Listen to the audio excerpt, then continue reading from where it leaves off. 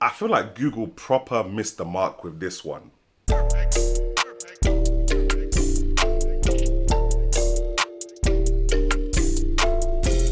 Now, before I go any further, can I just shout out the guys at Vodafone for hooking me up with this Pixel 5 to review. Literally, without them, this review would not be happening. So, big up them. Check out the links in the description section below for their latest deals and like things and all that on the Pixel 5. Hey, what's going on, people? Tech Jamo out here again. Now, got Pixel 5. A lot of you don't know I had the Pixel 5, but I've been testing it over the past couple of weeks. And there's some things I don't really like about it. I'm going to let you guys know what's really good. Let's go. Alright, so first of all, it's the feel of the device, fam. Like, just looking at it, it just feels bare plasticky, and this is supposed to be Google's most premium device. Obviously, they made 3 devices: Pixel 4a, Pixel 4a 5G, and then the Pixel 5, which is a sequel to the Pixel 4 from last year.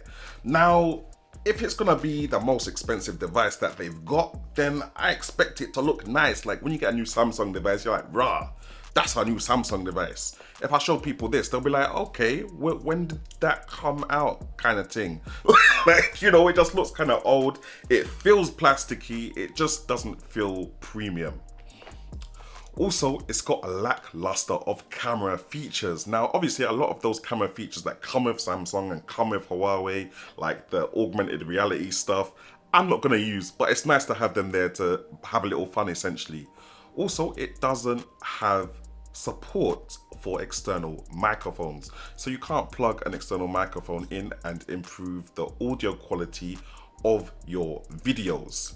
Also, the wide angle lens on the front and the front selfie camera are both fixed focus. That means you can't get those extra sharp shots of your beard game. Understand? You can't get that on the front facing selfie camera.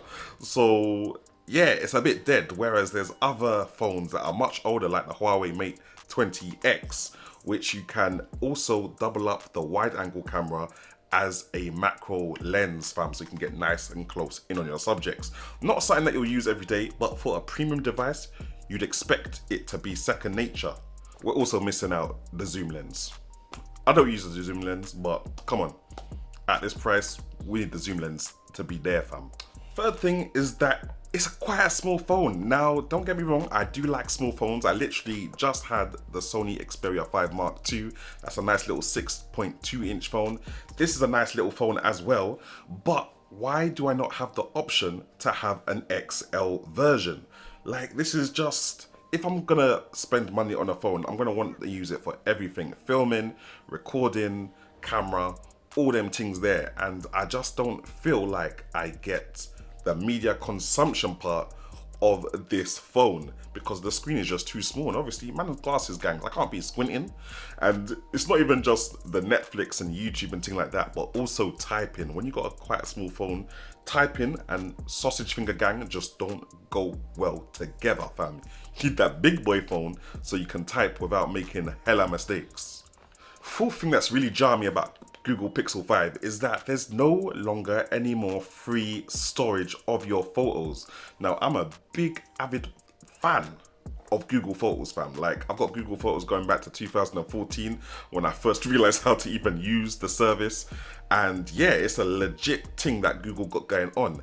However, I'm starting to run out of space, and Google used to let people put their photos on Google Photos for free as long as they're reduced in photo quality.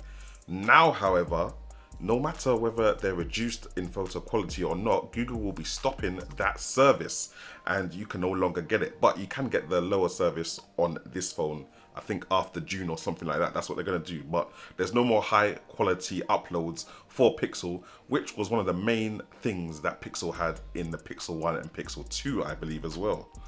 Alright, last but not least, let's talk about the pricing, because the pricing is a bit of a mad one on here.